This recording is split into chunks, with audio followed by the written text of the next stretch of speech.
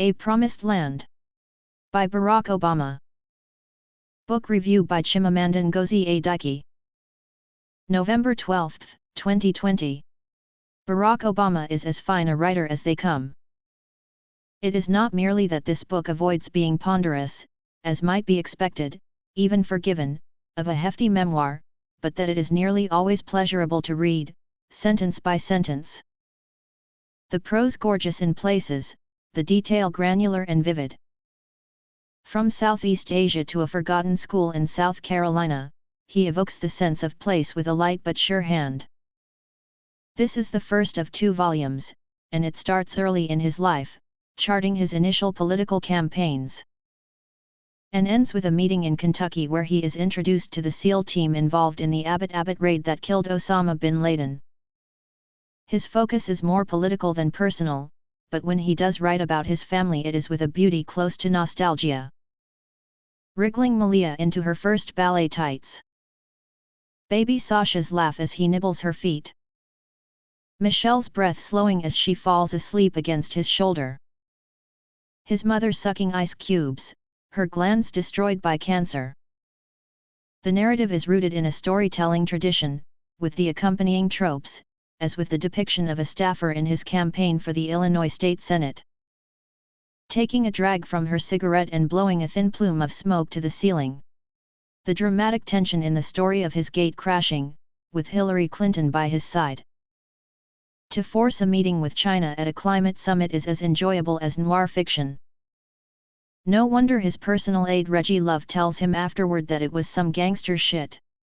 His language is unafraid of its own imaginative richness. He is given a cross by a nun with a face as grooved as a peach pit. The White House groundskeepers are the quiet priests of a good and solemn order. He questions whether his is a blind ambition. Wrapped in the gauzy language of service. There is a romanticism, a current of almost melancholy in his literary vision. In Oslo, he looks outside to see a crowd of people holding candles, the flames flickering in the dark night, and one senses that this moves him more than the Nobel Peace Prize ceremony itself. And what of that Nobel? He is incredulous when he hears he has been awarded the prize. For what? He asks. It makes him wary of the gap between expectation and reality. He considers his public image overinflated. He pushes pins into his own hype balloons. Obama's thoughtfulness is obvious to anyone who has observed his political career, but in this book he lays himself open to self-questioning. And what savage self-questioning! He considers whether his first wanting to run for office was not so much about serving as about his ego or his self-indulgence or his envy of those more successful. He writes that his motives for giving up community organizing and going to Harvard Law are open to interpretation, as though his ambition were inherently suspect. He wonders if he perhaps has a fundamental laziness. He acknowledges his shortcomings as a husband. He mourns his mistakes and broods still on his choice of words during the first Democratic primaries. It is fair to say this, not for Barack Obama the unexamined life. But how much of this is a defensive crouch, a bid to put himself down before others can? Even this he contemplates when he writes about having a deep self-consciousness. A sensitivity to rejection or looking stupid. His reluctance to glory in any of his achievements has a particular texture, the modesty of the brilliant American liberal, which is not so much false as it is familiar, like a much practiced pose. It brings an urge to say, in response, look, take some credit already. The rare moment when he does take credit, arguing that his Recovery Act made the American financial system bounce back faster than any nation's in history with a similar substantial shock, has a dissonant echo for being so unusual. His self-assessment is harsh even about his first stirring of social awareness in his teenage years. He passes an adult judgment on his navel-gazing politics, labeling it self-righteous and earnest and humorless. But of course it always is at that age. This tendency, darker than self-awareness but not as dark as self-loathing, seems to have fed in him something charitable, a wholesome humanity, a deep generosity. It is as though he is both freed and ennobled by having dealt himself the severest hand. And so he is lavish with forgiveness and with praise, giving the benefit of the doubt even to those barely deserving.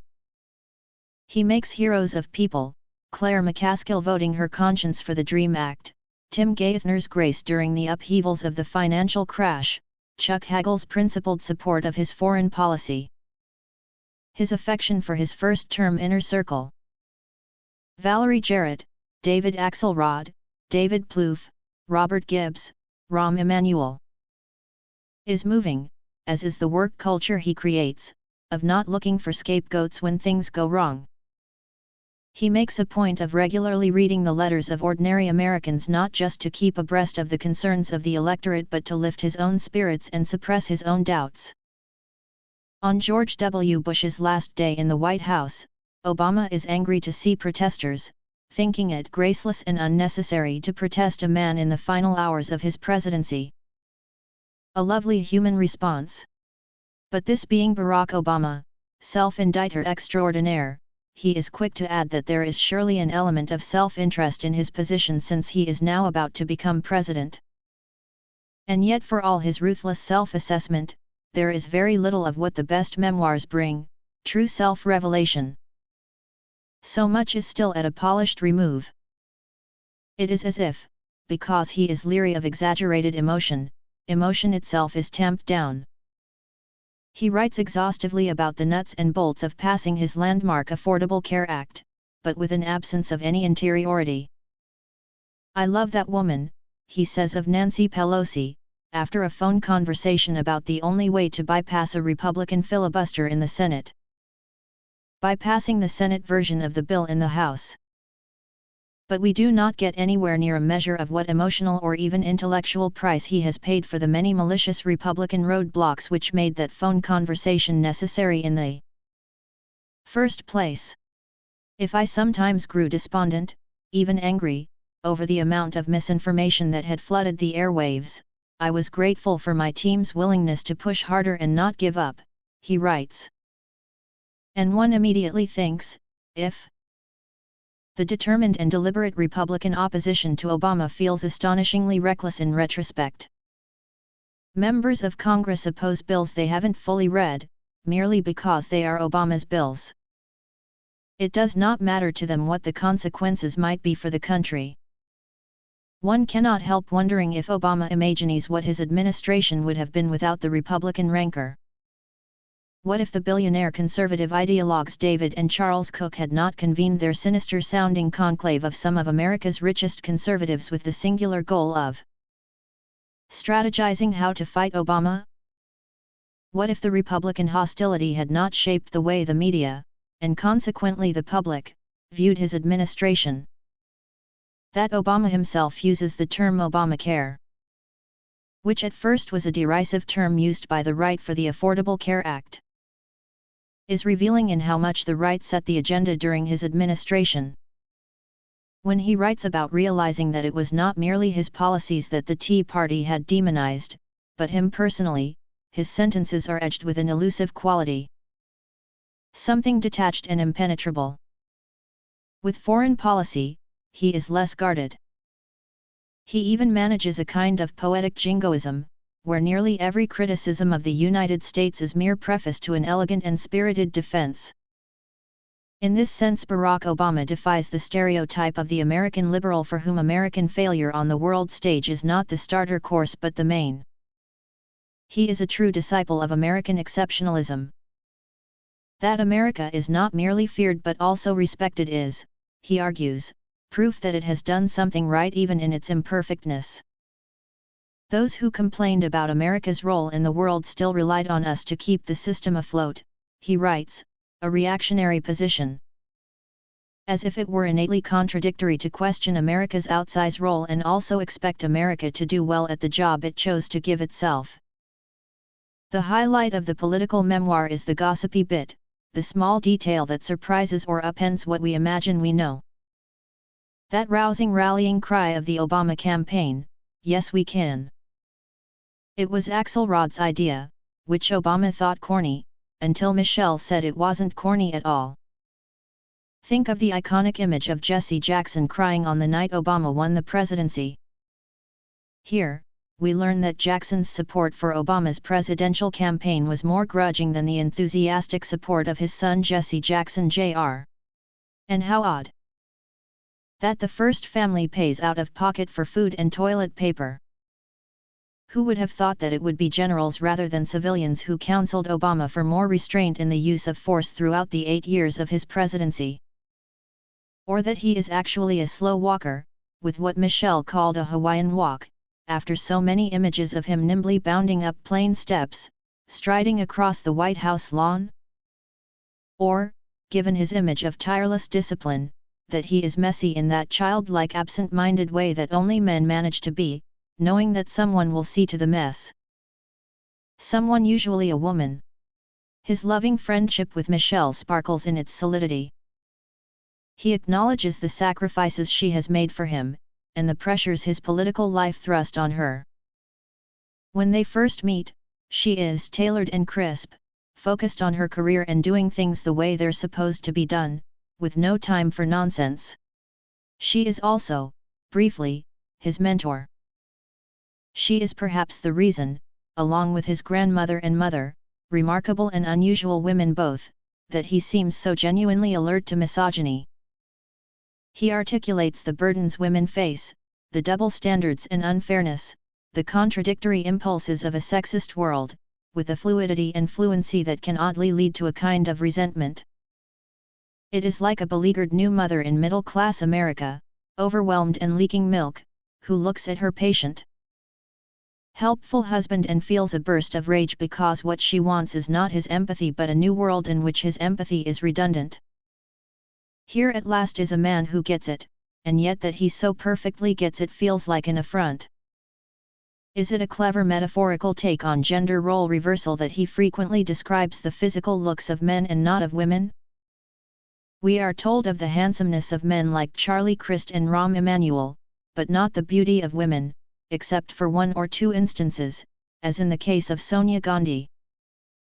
More practically, he hires women and intervenes decisively when female staffers complain of misogynistic behavior from male staffers, but because of his history with Hillary Rodham Clinton. One cannot help scouring his portrayal of her for larger lessons on his view of women as equal political actors. His respect for Clinton rings true. In his early Senate days, his team looked to her as guide and inspiration. Their goal was to be, as she was, a workhorse and not a showhorse.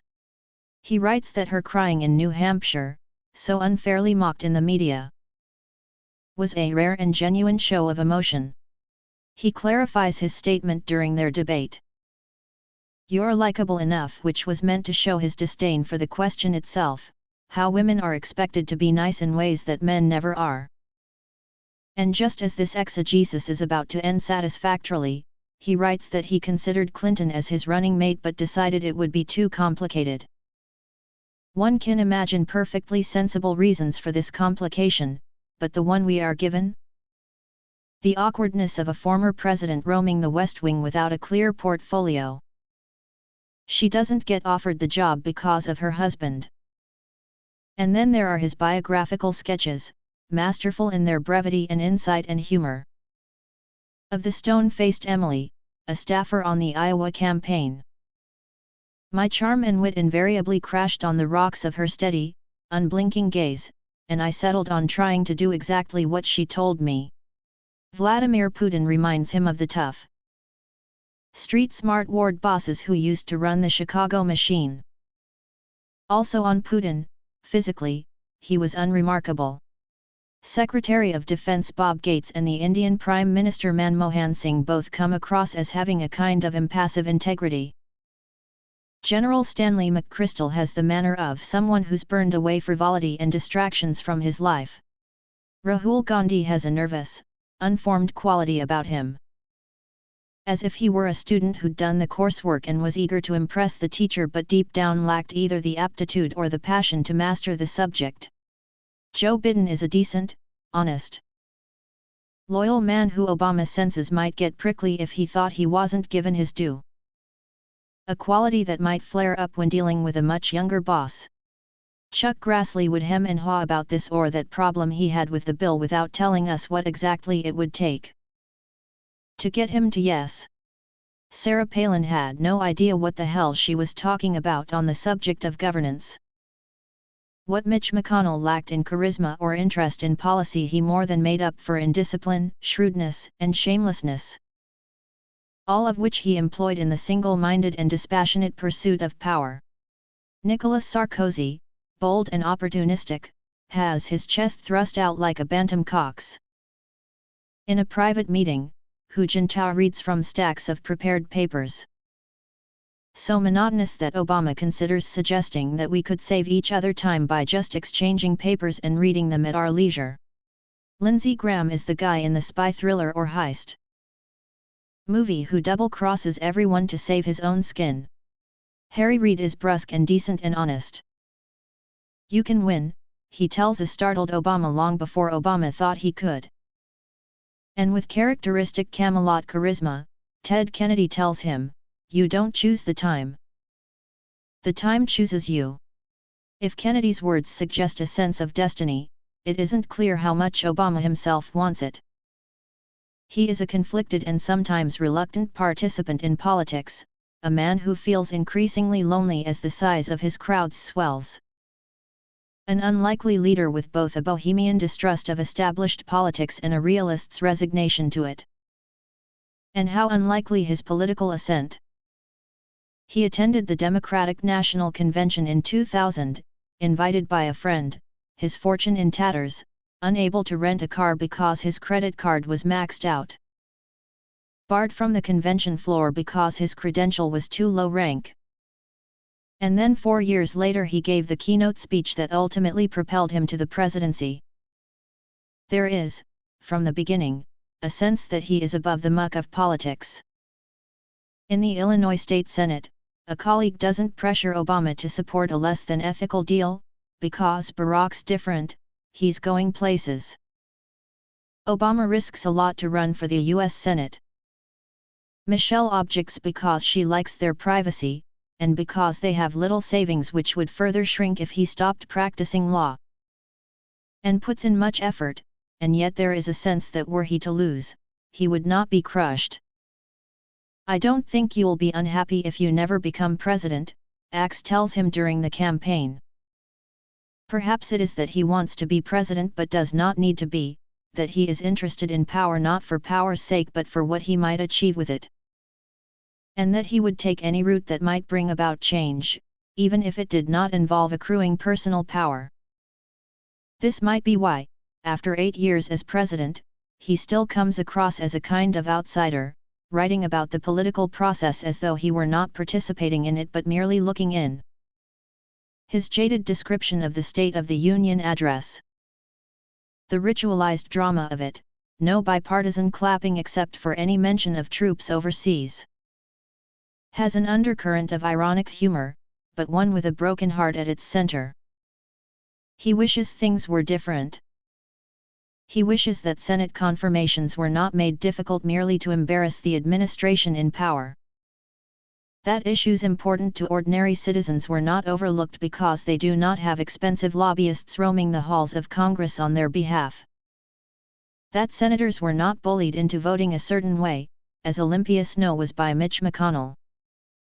When he threatened to strip her of her committee ranking post unless she backed away from supporting Obama's bill. So obvious is Obama's longing for a different way, that he admires the friendship across party lines of the old bulls of the Senate. Kennedy, Orrin Hatch, John Warner. Which is lacking in the younger generation of senators whom he describes as having the sharper ideological edge that had come to characterize the House of Representatives after the Gingrich era. Bipartisanship is important to him. He wanted Bob Gates in his administration, to help push against his own biases. And there is a lingering sense that he thinks as much, if not more, of those he has not won over as of those he has. Some progressives are disappointed in Obama for not delivering what he never promised to deliver, and he seems keen to address them. Writing that the image of him as starry-eyed idealist was not quite accurate. His is instead a pragmatic idealism, influenced by his grandmother. She was the reason why, even in my most revolutionary moments as a young man, I could admire a well-run business and read the financial pages. And why I felt compelled to disregard overly broad claims about the need to tear things up and remake society from whole cloth. It is also why, as president, he is clear-eyed about the reality of governance. I didn't like the deal. But in what was becoming a pattern, the alternatives were worse, he writes, words that might apply to almost every major decision he makes. It says something about Obama and about the complicated nature of his presidency that he is sometimes called anti-business by Wall Street and a friend of Wall Street by progressives. And in case anybody was wondering, he admires the foreign policy of George H.W. Bush for managing the end of the Gulf War. He did not support the Iraq War but considers Afghanistan a war of necessity. He writes that Republicans are better at fighting to win, and there is a wistfulness to his unstated longing for a similar sense of tribal loyalty on the left. When the public option was stripped from the ACA bill because it would not pass otherwise, many Democrats were understandably furious. Obama expected that they would share his pragmatism, that they would understand that he had no choice if he wanted the bill to pass.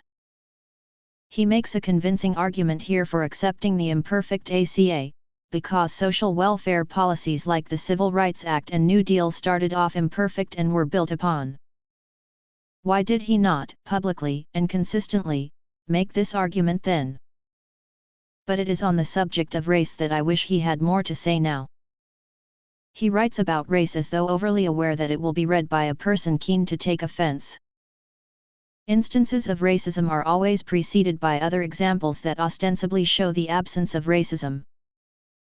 And so, while we hear an Iowan supporter say, "I'm thinking about voting for the nigger," we see many nice Iowans who just care about the issues. The racist incident is never allowed to be and breathe, fully aired out, unmudded by that notion of complexity. Of course racism is always complex. But complexity as an idea too often serves as an evasive device, a means of keeping the conversation comfortable, never taking the full contours of racism to avoid alienating white Americans. Obama recognizes, during his run for president, that while special interest politics by ethnic groups, farmers, gun control enthusiasts is the norm in America, it is only Black Americans who practice it at their peril. To focus too much on Black issues like civil rights or police misconduct is to risk the backlash of whites. During the Iowa caucus, Gibbs tells Obama, "Trust me, whatever else they know about you, people have noticed that you don't look like the first 42 presidents." In other words, we don't need to remind them that you're Black. What goes unsaid is that were Blackness politically benign, then it should make no difference if voters were reminded of it.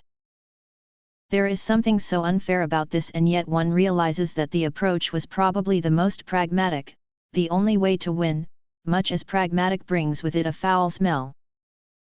About the Black Harvard professor Henry Louis Gates, who was arrested by a white officer as he tried to break into his own home, Obama considers his view as more particular, more human than the simple black and white morality tale.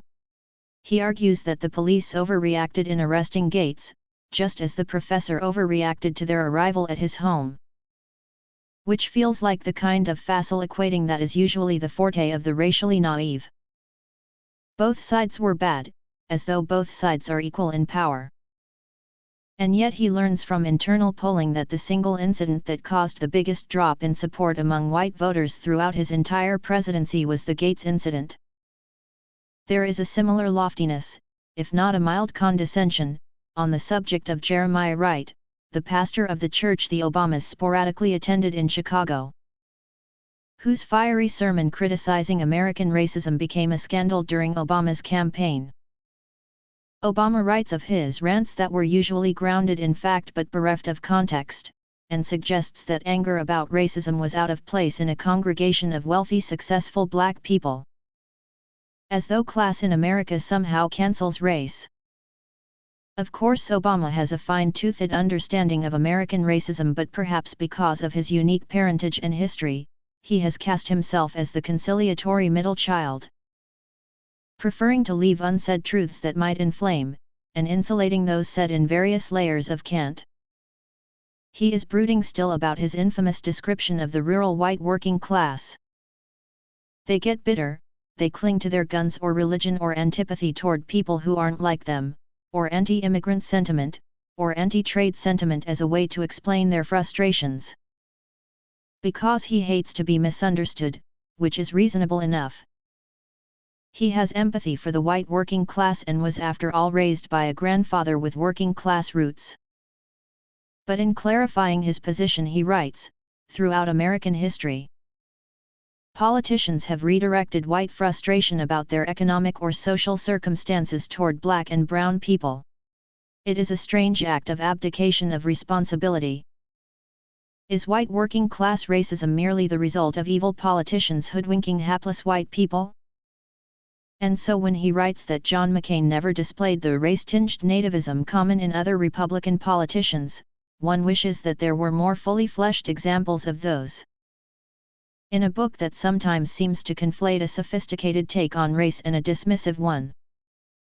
To reset the debate on the health care bill, Obama addresses a joint session of Congress.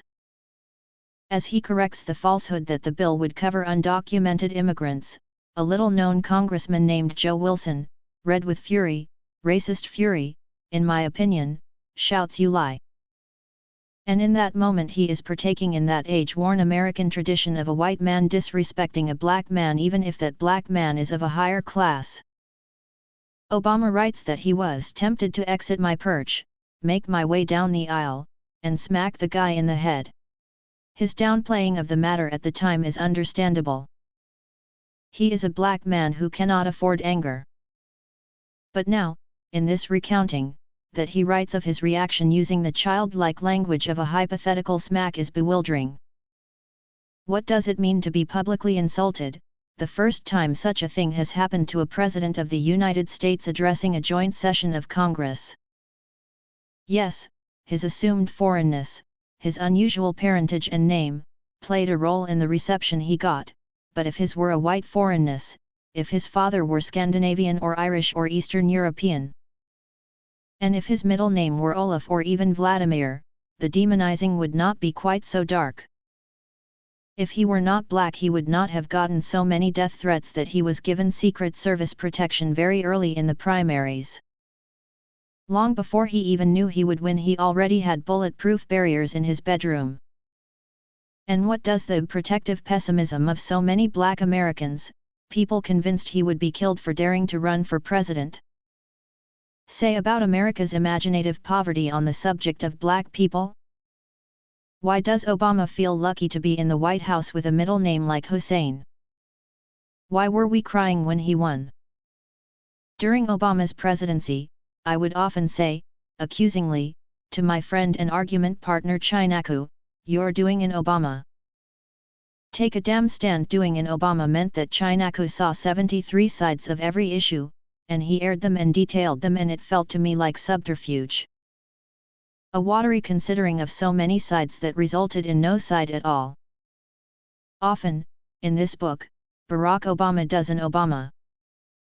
He is a man watching himself watch himself, curiously puritanical in his skepticism, turning to see every angle and possibly dissatisfied with all, and genetically incapable of being an ideologue. Early in their relationship Michelle asks why he always chooses the hard way. Later she tells him, "It's like you have a hole to fill.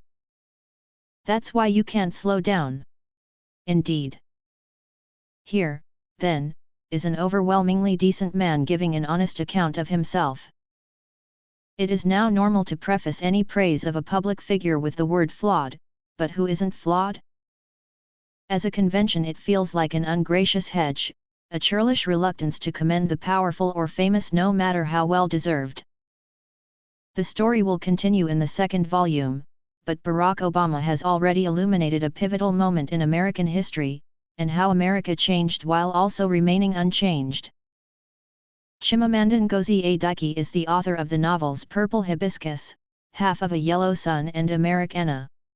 She has also written a short story collection, The Thing Around Your Neck, and 2 essays, We Should All Be Feminists and Dear Ijali, or a Feminist Manifesto in 15 Suggestions. A recipient of a MacArthur Fellowship. She divides her time between the United States and Nigeria. A Promised Land. By Barack Obama. Illustrated.